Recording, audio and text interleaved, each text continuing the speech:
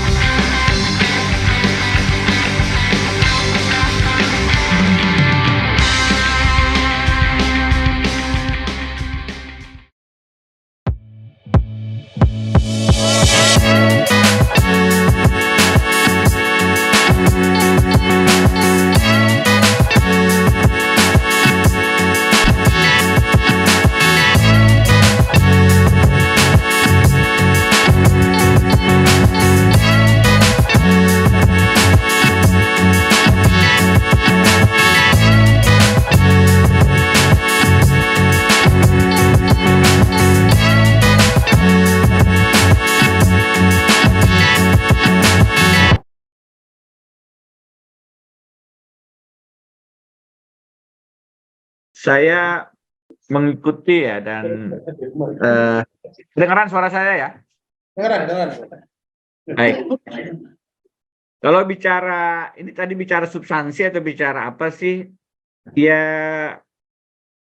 memang problematik ya kalau kita mengukurnya dari substansi.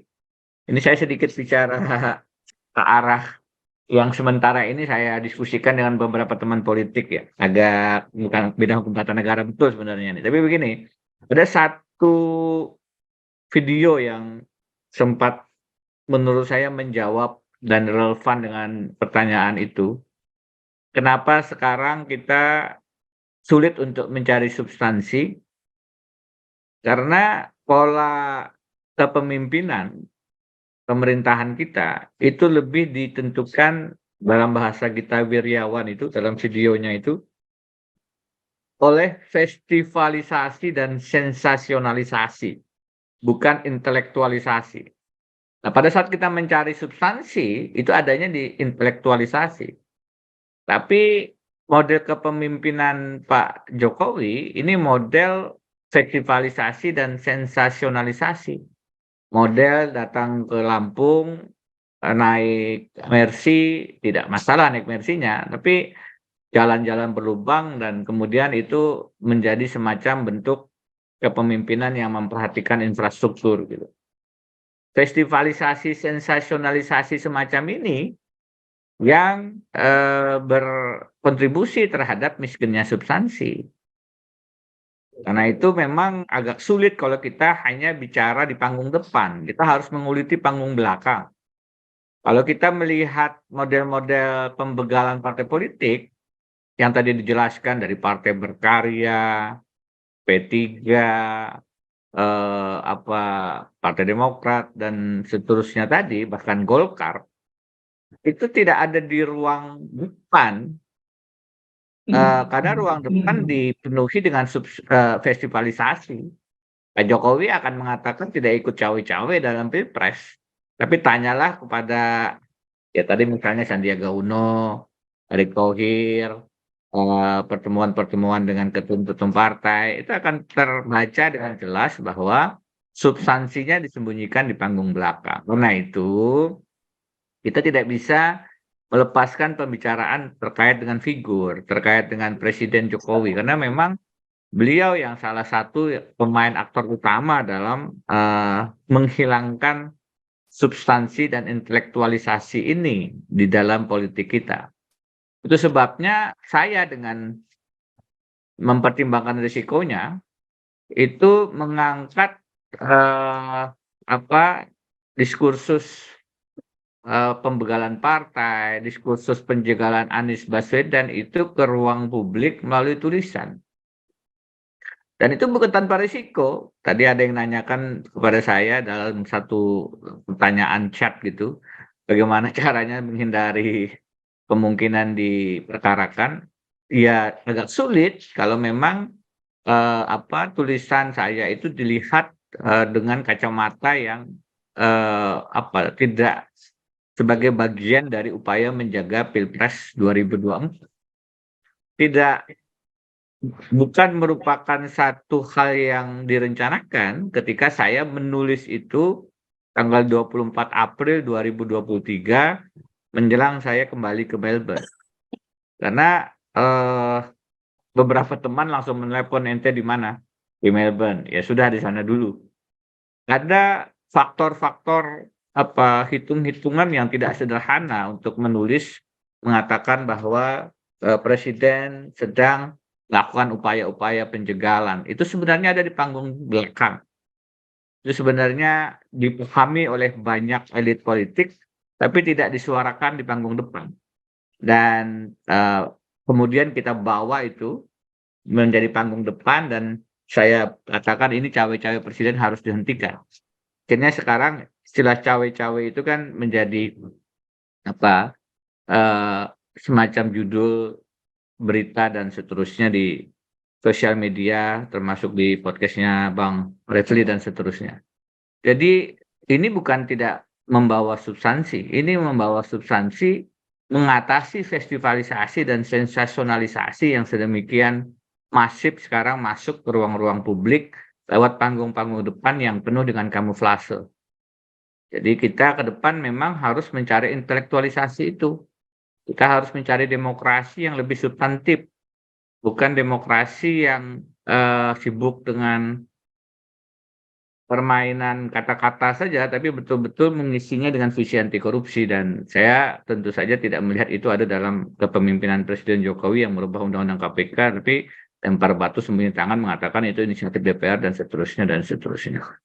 Terima kasih atas kesempatannya untuk berdiskusi dan kita memang, menghadapi tantangan 2024 yang tidak ringan. Kalau melihat, bagaimana harusnya prinsip jujur dan adil ini dikedepankan, maka sekarang kita sudah melihat ada potensi besar bagaimana itu sudah dicederai oleh tahapan-tahapan awal verifikasi partai, melalui cawe-cawenya presiden, dan memang menjadi valid kemudian untuk mengkritisi, mempertanyakan apakah pemilu ini akan kembali bebas dari praktik-praktik uang dan praktik-praktik curang. Karena itu memang tidak ada jalan lain selain kita sendiri yang punya mandat, punya kedaulatan rakyat untuk menyelamatkan demokrasi kita, daulat rakyat dari pembajakan, pembegalan duitokrasi, praktek daulat duit. Dan itulah yang menurut saya sebenarnya berada di balik langkah-langkah politik Presiden Jokowi. Ada kekuatan-kekuatan besar, proyek uang, oligarki, IKN dan lain-lain yang menyebabkan kemudian beberapa kekuatan bisnis modal besar ini melihat keberlanjutan pemerintahan yang sejalan dengan strategi bisnisnya yang perlu dipertahankan. Dan itu barangkali tidak dilihat pada satu dua figur yang sekarang muncul, sehingga perlu dilakukan langkah-langkah untuk mengeliminasi sedini mungkin. Menurut saya kekuatan duitokrasi, golatan duit itulah yang membegal demokrasi kita. Kekuatan festivalisasi, sensasionalisasi yang dibiayai oleh para oligarki yang telah menghilangkan substansi dan intelektualisasi juga demokrasi di tanah air. Terima kasih. Assalamualaikum warahmatullahi wabarakatuh. Kalau kita bicara begal politik, izinkan saya menyampaikan tulisan yang sudah saya publikasikan di website kami, website Integrity Law Firm. Ada dua tulisan yang relevan dengan ini. Pertama, tanggal 24 April, beberapa hari setelah Lebaran, saya menulis judulnya Bagaimana Jokowi mendukung Ganjar, mencadangkan Anies, dan mendukung Ganjar, mencadangkan Prabowo, dan menolak Anies. Ini nanti akan kami presentasikan secara singkat dalam waktu yang dibatasi tadi. Hari Sabtu lalu saya kembali menanggapi pernyataan Presiden Jokowi bahwa beliau adalah pejabat publik sekaligus pejabat politik. Saya merasa perlu menulis dan saya upload hari Sabtu lalu dengan judul Etika Politik dan Netralitas Presiden Jokowi. Baik, ada bahan yang sudah kami siapkan. Silahkan dibantu oleh Mbak Wabdah untuk di-share materinya. Bisa dimunculkan share-nya. Baik. Nah, terima kasih. Sambil jalan saya tidak akan mengulas semua yang ada di PowerPoint, tapi untuk guidance saja supaya lebih tersistematis. Langsung ke slide selanjutnya saja. Slide 3. Langsung. Ya. Jadi saya menulis ini karena melihat bagaimana Presiden Jokowi keluar dari rambu konstitusi untuk menjadi wasit yang netral dalam pemilu. Jadi dalam pemilu itu, pejabat negara, apapun posisinya, presiden, gubernur, bupati, wali kota, semua harusnya dalam posisi yang netral. Next slide.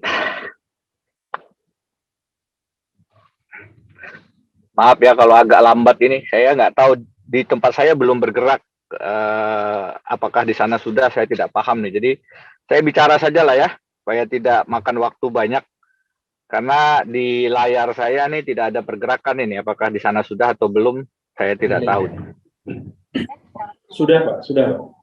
Iya, antara yang di layar dengan yang aktualnya saya nggak paham. Jadi Mbak Wabdah tolong disesuaikan saja apa yang saya bicarakan lah. Karena saya tidak bisa mengoperasikannya sendiri nih. Pertama, di dalam tulisan itu saya mengungkapkan ada beberapa hal yang menjadi concern saya. Dan saya sebut sebagai 9 strategi 10 sempurna ya.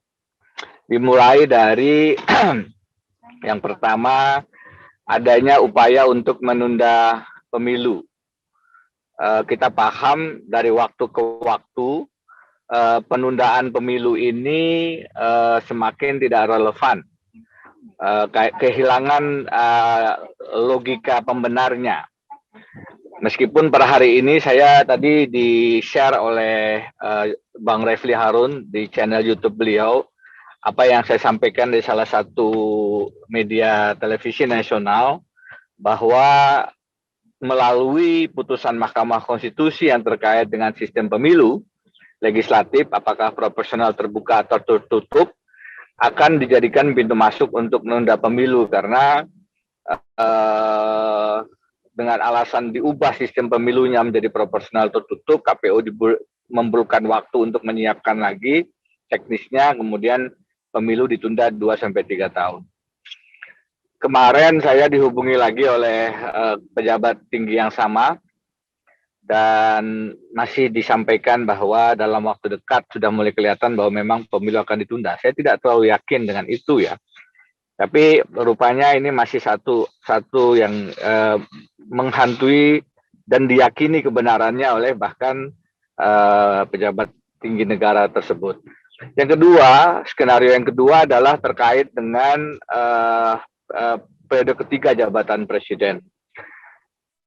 Dan kalau kita lihat ini pun dengan semakin bergulirnya proses pilpres termasuk dengan ditetapkannya Ganjar Pranowo oleh PDI Perjuangan, konsisten dengan pernyataan Ibu Megawati bahwa pilpres presiden itu hanya 2 periode, maka di panggung pemilu kita lihat opsi untuk 3 periode ini semakin kehilangan daya tawarnya. Next slide.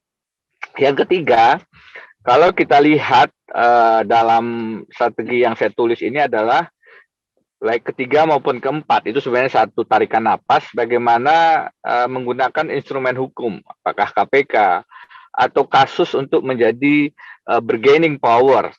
Jadi ini saya bicara banyak dengan beberapa tokoh, beberapa petinggi negara dan saya sampaikan concern saya tentang adanya KPK dimanfaatkan sebagai institusi untuk merangkul kawan dan memukul lawan politik. Dan akhirnya ada tahanan luar KPK, beberapa pimpinan partai yang tersandera kasus-kasus, dugaan-dugaan kasus korupsi, dan digunakan oleh Presiden untuk meningkatkan daya tawarnya, sehingga itu menjadi bargaining power untuk melakukan repositioning atau positioning koalisi dan siapa yang menjadi paslon capres dan cawapres. Nah, tentu saja kita bisa bicara siapa-siapa orangnya karena sudah menjadi rahasia publik. Yang kelima ada strategi terkait dengan belum bergerak di tempat saya.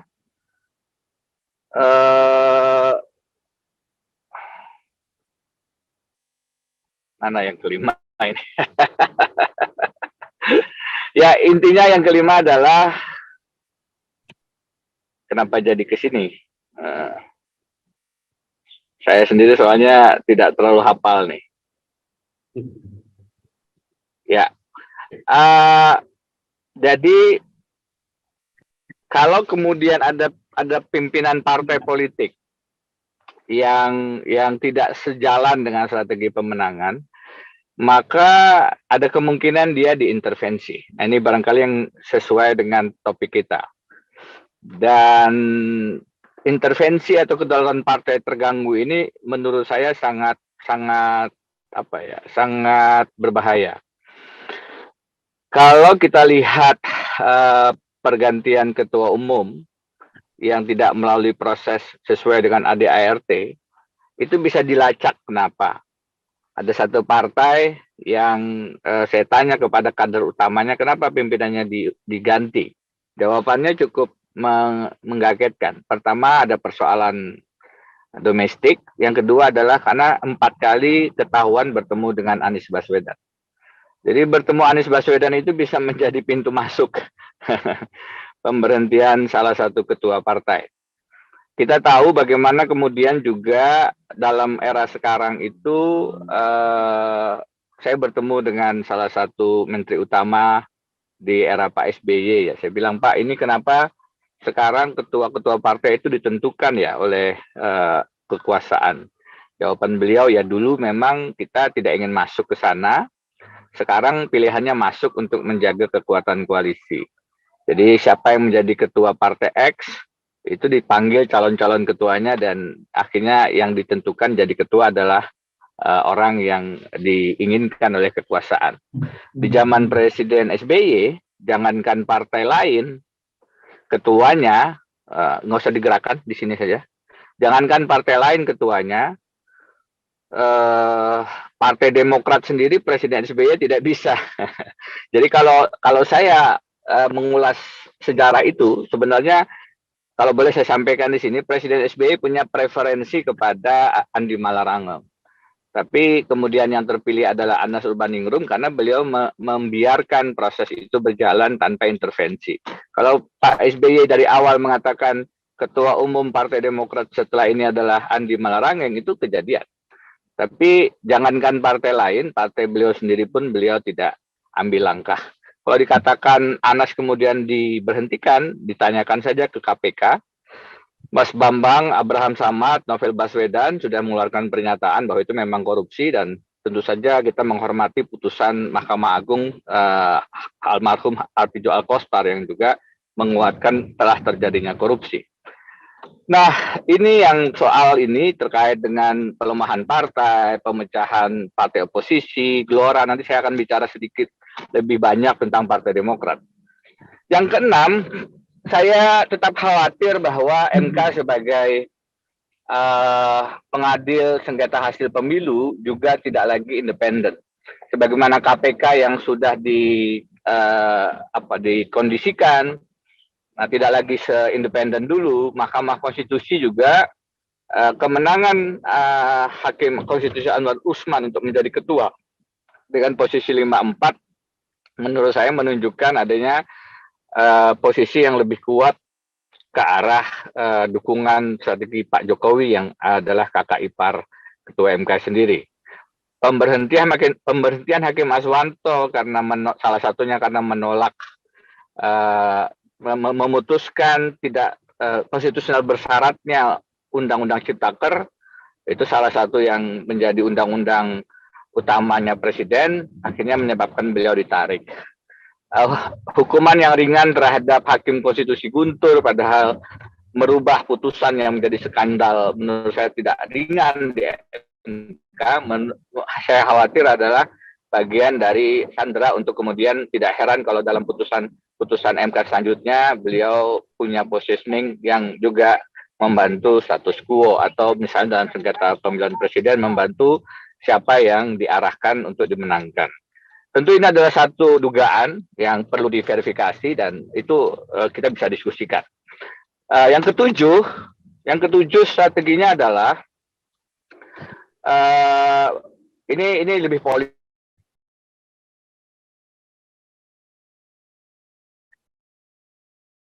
Untuk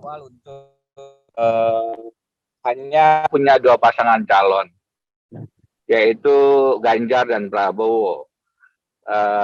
Kalaupun ada pasangan calon yang ketiga, Anies tidak bisa dibendung, maka memang akan dipecah suaranya, suara kelompok hijau Islam yang merupakan salah satu pendukung utama Anies akan dipecah menjadi ada di Sandi Ganjar, ada di Prabowo, sampai saya menulis itu Erlangga dan Anies.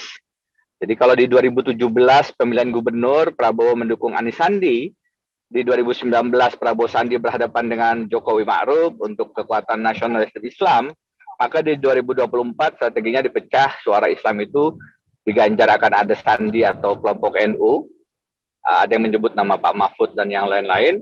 Di Prabowo suara Islam juga akan ada untuk memecah, kemungkinan dengan Erlangga yang menyebut Erick Thohir, dan tentu saja di Mas Anies sendiri yang ada 5 pasangan yang katanya sedang dikerucutkan untuk menjadi wakil presiden.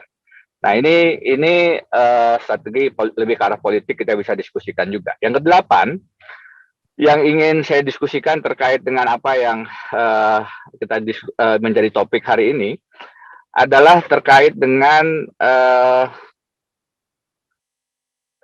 yang kedelapan adalah terkait dengan pentersangkaan, dugaan mentersangkakan Anies di KPK ya. Ini sebenarnya juga berkait dengan strategi ketiga tadi. Kita mengerti bahwa Anies dideklarasikan lebih cepat dari rencananya, salah satunya karena ada informasi bahwa yang bersangkutan akan dijadikan tersangka di KPK. Opsi ini belum tutup, tapi makin kehilangan momentum menurut saya kalau dipaksakan sekarang. Toh juga secara hukum tersangka tidak bisa membatalkan posisi sebagai calon presiden. Apalagi posisi Pak Surya Paloh kelihatannya tetap dalam posisi untuk tetap mendukung Anies Baswedan. Sehingga kemarin kita mendengar bahwa strateginya kalaupun tidak bisa dibendung, calon wakil presidennya yang kemudian diharapkan bisa dari kelompok yang juga ditaruh oleh Pak Jokowi. Kesembilan, ini yang terkait dengan Partai Demokrat, Roma Hurmuzi, tolong digeser ke yang kesembilan, adalah sekarang Ketua Majelis Pertimbangan P3 yang baru saja kampanye di mana-mana tentang 99% kepala daerah korupsi. Mungkin beliau berangkat dari pengalamannya mengetahui banyaknya mahar politik, tapi inilah realitas kita. Bagaimana banyak partai ketuanya, pimpinannya punya persoalan dengan isu atau semangat pemberantasan korupsi.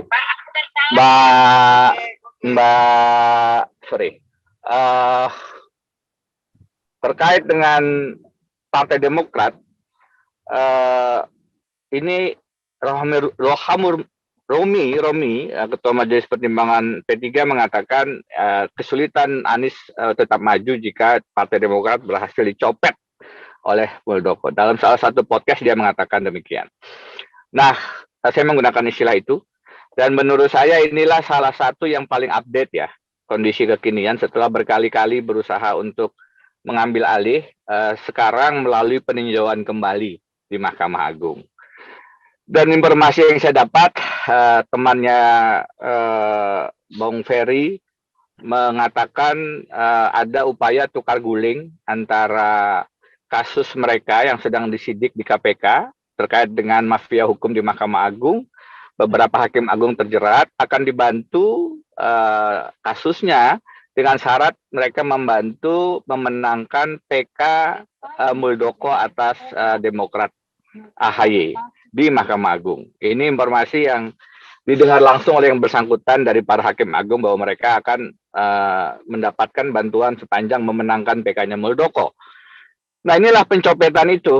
Inilah yang saya tulis 2 kali, baik di artikel 24 April tentang bagaimana Jokowi mendukung Ganjar, mencadangkan Prabowo dan menolak Anies.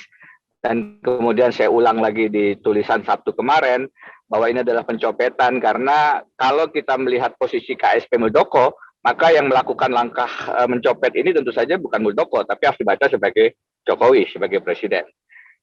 Teman-teman jubir istana mengatakan Presiden Jokowi tidak setuju. Kalau tidak setuju, harusnya diambil langkah-langkah dengan tegas, karena ini merusak hubungan beliau dengan Presiden ke-6 SBY. Partai Demokrat tidak bisa dipisahkan, tidak bisa dihilangkan figur SBY, dan kalau itu diambil, apakah ini berarti hak politik Muldoko? Tentu tidak, karena ini adalah partai orang lain yang diambil secara paksa, secara copet. Karena itu tanpa ada pernah menjadi anggota Partai Demokrat, tidak ada dasar sedikit pun bagi Muldoko untuk menjadi ketua umum. Makanya pencopetan. Kalau dibiarkan, berarti Presiden membiarkan adanya tindak pidana pencopetan partai. Kalau tidak setuju, harusnya mengambil langkah-langkah yang menunjukkan ketegasan sikap, apalagi kalau beliau mengerti secara pahit pada saat PDI Megawati coba diambil alih oleh PDI Suryadi di era Orde Baru, yang melahirkan memang PDI Perjuangan. Jadi begal semacam ini akhirnya tidak bisa kita hilangkan bacaannya sebagai bagian dari bukan hanya melemahkan partai oposisi, bukan hanya melemahkan PKS yang sudah dipecah dengan gelora, bukan hanya ingin mengambil alih Partai Demokrat, tapi yang lebih jauh terkait dengan upaya untuk menjegal pencapresan Anies Baswedan, karena kalau Partai Demokratnya diambil oleh Muldoko, kita bisa memastikan bahwa arah tiket pencapresannya tidak lagi ke Anies, tapi sudah bergeser ke yang lain, karena tentu saja beda arah politik Muldoko dan arah politik Partai Demokrat AHY dan SBY. Nah, ini yang ke-9, yang menurut saya kalau teman-teman itu masih berpikir Pak Jokowi tidak kok melakukan langkah cawe-cawe, sodorkan saja soal Muldoko ini. Saya kalau saya menjadi wartawan, kalau teman-teman wartawan yang hadir, saya titip pertanyaan kepada Presiden Jokowi. Bapak Presiden, kenapa Bapak mendiamkan langkah Kepala Staf Presiden Bapak, Jenderal Muldoko, yang mencoba mengganggu kedaulatan Partai Demokrat? Kalau jawaban beliau itu hak politik Pak Muldoko, Pak, ini mencuri, Pak. Kalau ada orang mengambil HP saya, HP di tangan saya, tiba-tiba diambil oleh orang lain, apakah itu hak hidup dia untuk mengambil HP? Ini Demokrat sedang tidak di tangannya Muldoko, tiba-tiba dengan segala upaya diambil secara paksa. Itu kan bukan hak politik, itu mencuri. Jadi tidak bisa dikatakan hak politik. Saya betul-betul ingin bertanya kepada beliau, kenapa Presiden Jokowi membiarkan ini? Menurut saya harusnya tidak terbantahkan sebagai bentuk cawe-cawe Presiden Jokowi. Kalau Presiden mengatakan nanti setelah ada penetapan KPU baru saya akan diam, karena beliau kemarin begitu menunjukkan gestur bahasa tubuh diam setelah penetapan KPU, maka sebagaimana tulisan saya, tolong beliau baca Undang-Undang Pemilu dan Peraturan KPU nomor 3 tahun 2022 tentang tahapan pemilu. Sudah jelas dalam pasal 167-nya disebutkan bahwa tahapan pemilu termasuk Pilpres itu dilaksanakan wajib paling lambat 20 bulan sebelum tanggal pencoblosan. Jadi kalau tanggal pencoblosannya 14 Februari 2024, maka tahapan pemilu sebenarnya sudah berjalan sejak 14 Juni 2022. Hampir 1 tahun yang lalu. Karena itu harusnya Presiden tidak bisa mengatakan baru akan diam setelah penetapan pasangan calon. Itu sama saja beliau tidak paham bahwa tahapan Pilpres sudah berjalan hampir 1 tahun yang lalu. Apapun, kalau Presiden kemudian ikut menentukan strategi koalisi, ikut menentukan strategi pasangan calon, itu sudah keluar dari prinsip Presiden sebagai wasit Pilpres yang harusnya adil dan netral. Terakhir poin saya, dikatakan beliau berhak karena ingin menentukan legasi keberlanjutan pembangunannya. Saya kalau masalah ekonomi tidak punya hak kompetensi untuk bicara. Tapi kalau bicara hukum dan pemberantasan korupsi, legasi semacam apa yang akan dilanjutkan? Presiden Jokowi adalah orang yang paling bertanggung jawab menurut saya atas pelemahan, pelumpuhan, dan pembunuhan KPK. Karena pelemahan, pelumpuhan, dan pembunuhan KPK itu dilakukan melalui perubahan undang-undang KPK. Dan Presiden tidak hanya sebagai kepala eksekutif, unsur legislatif yang ikut menyetujui perubahan undang-undang KPK itu, beliau juga adalah kepala koalisi, pimpinan koalisi dalam lembaga kepresidenan. Kalau Presiden Jokowi ingin membuat undang-undang IKN, jadi barang itu. Kalau Presiden Jokowi ingin membuat undang-undang cipta kerja, jadi barang itu. Presiden ingin merubah undang-undang minerba untuk memberikan royalti 0 kepada oligarki, untuk membayar dividen bantuan dana kampanyenya, jadi perubahan undang-undang minerba.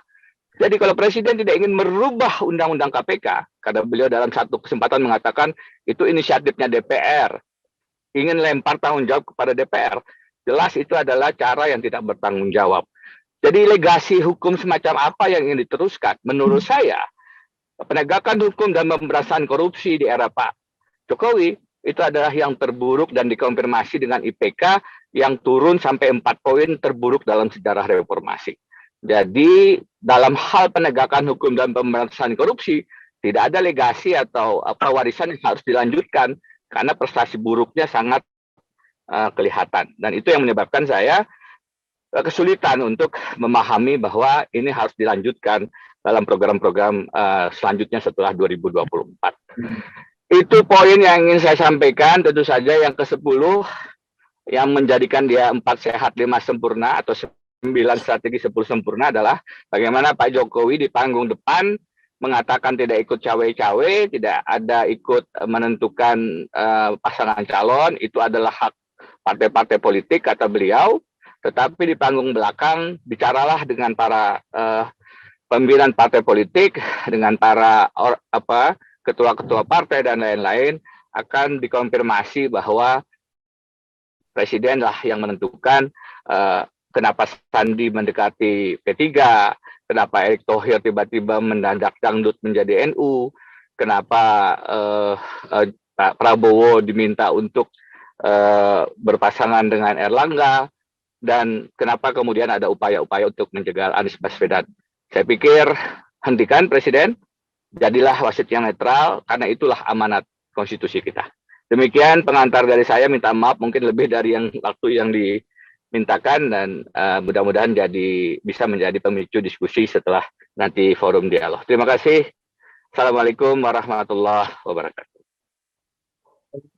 Terima kasih kepada Prof. Denny yang telah menyampaikan materinya.